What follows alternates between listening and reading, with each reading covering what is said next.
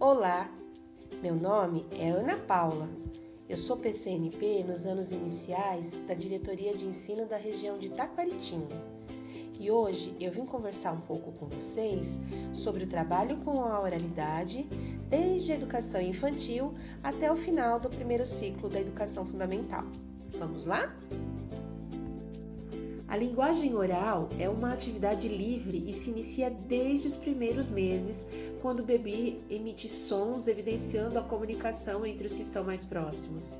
Aos poucos, esses balbucios vão se tornando palavras, frases, e a criança começa a se comunicar definitivamente com o mundo ao seu redor. E quanto mais ela fala, mais ela aprende e aprimora a função social da fala.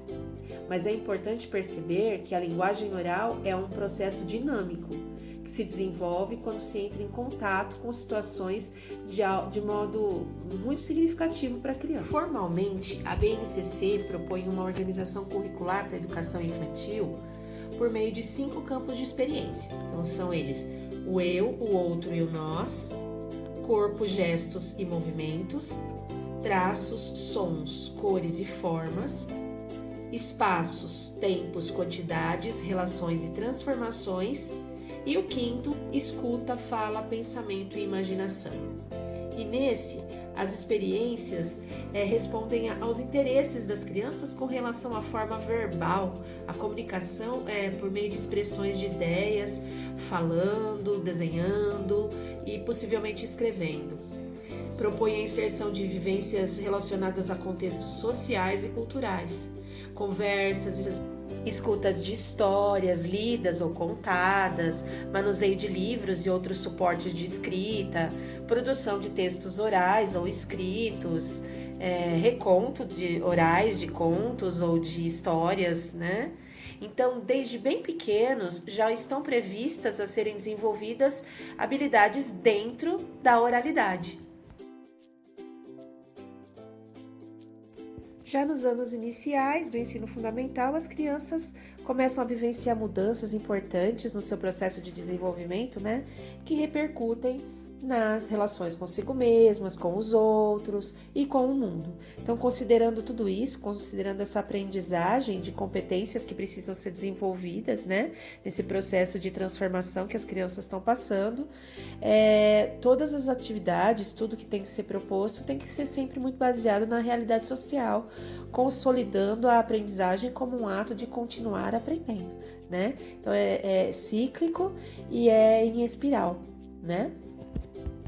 As competências específicas de linguagens para o ensino fundamental, na terceira competência, é utilizar diferentes linguagens: verbal, oral ou visual-motora, como às vezes a Libras, quando a pessoa tem problemas auditivos ou é surda, e aí corporal, visual, sonora, digital, né, para conseguir se expressar. Já as competências da língua portuguesa para o ensino fundamental, especialmente para o primeiro ciclo, né, é compreender a língua como um fenômeno cultural, histórico, social, variável, heterogêneo e sensível aos contextos, sempre ligando ao contexto social, né? Então, para atingir os objetivos que a gente precisa atingir com esses alunos, é necessário um trabalho com diferentes gêneros textuais, suas características, suas linguagens. Mais especificamente falando dos causos, né, desse gênero textual, causos, eles são histórias fantásticas que podem ser engraçadas, assustadoras, às vezes liga uma ideia de esperteza, às vezes trabalha com humor, com medo, com histórias espetaculares, né? Os causos têm origem na cultura popular, sobretudo na tradição oral, né, que passa de geração em geração, contando histórias de um povo ou de determinada cultura, né?